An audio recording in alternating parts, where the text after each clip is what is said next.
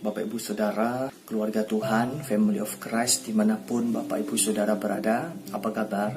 Semoga setiap kita semua di dalam keadaan yang baik-baik saja, sama seperti roh kita dalam keadaan baik-baik saja.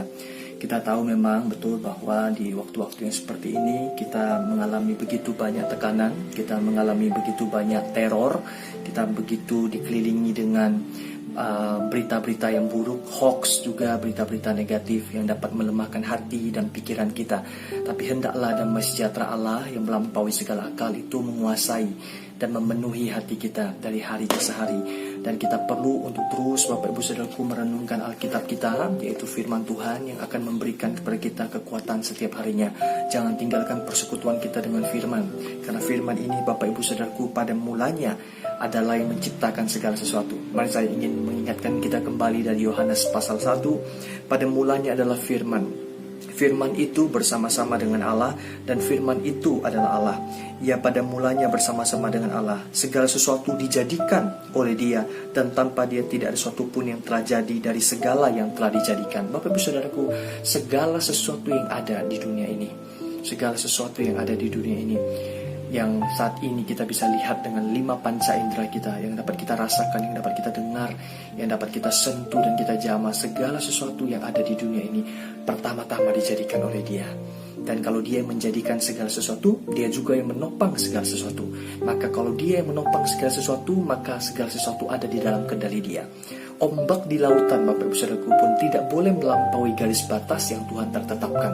Kalau Tuhan gariskan cuma sampai di pinggir pantai tertentu saja, maka ombak itu pun harus taat dan tunduk. Bapak Ibu Saudaraku, kita tahu bahwa kita memang sekarang ini berada seperti pada zaman Israel, dikelilingi dengan begitu banyak ancaman dan teror. Khususnya pada saat Goliat datang menantang orang Israel. Goliat datang itu 2 kali sehari, pagi dan malam, pagi dan sore, selama 6 minggu, berminggu-minggu, sama seperti saat ini Bapak Ibu Saudaraku. Kita nggak tahu berapa lama kita akan dikelilingi dengan negativitas, tidak dapat dihindari. Buka TV, banyak sekali berita-berita yang tidak menyenangkan hati. Tapi ada seorang pemuda yang tahu perjanjiannya dengan Allah, yang tahu perjanjiannya dengan firman. Dia bernama Daud, seorang yang masih muda, yang masih merona, dan masih begitu belia, usianya di bawah 20 tahun. Karena dia belum bisa diikut sertakan di dalam perang. Oleh sebab itu dia hanya dijadikan sebagai penggembala atau penggembala domba beberapa ekor oleh ayahnya. Tapi anak ini, Bapak Ibu Saudaraku, tahu perjanjiannya dengan Allah. Dia tahu bahwa dia adalah umat perjanjian. Dia datang kepada Goliat itu, datang dengan nama Tuhan, dengan 5 batu yang dia bawa. 5 itu angka kasih karunia. Tapi cukup dengan 1 pelontar, dengan cukup 1 pelemparan batu tepat di atas kepala Goliat, maka Goliat itu tumbang. Dan dia menggunakan pedang daripada Goliat untuk memenggal kepala daripada Goliat. Goliat itu melambangkan negativitas, ketakutan, dan segala sesuatu yang sedang terjadi di dunia ini. Memang tidak dapat dihindari. Goliat itu sedang bergema di seluruh dunia, seolah-olah sedang menunjukkan kekuatannya.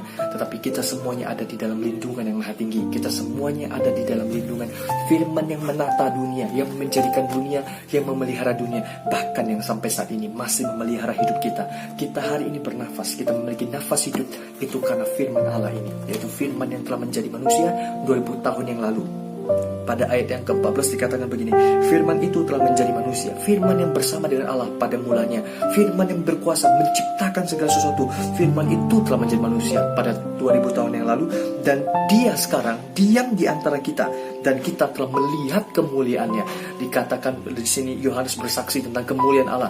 Dia bertemu dengan orang-orang sakit, dan Dia menyembuhkan orang-orang sakit. Dia melepaskan orang-orang yang terikat dengan iblis. Dia melepaskan orang-orang yang terbelenggu. Dia membebaskan orang-orang yang tertawan oleh pikirannya. Dan Dia memberitakan tahun rahmat Tuhan atau tahun Yobel. Tahun Yobel adalah tahun pengembalian segala sesuatu. Apa yang kita hilang di dalam Adam akan dikembalikan semua, karena Yesus Kristus adalah Tuhan yang telah mengalahkan kematian, telah mengalahkan dosa dan maut.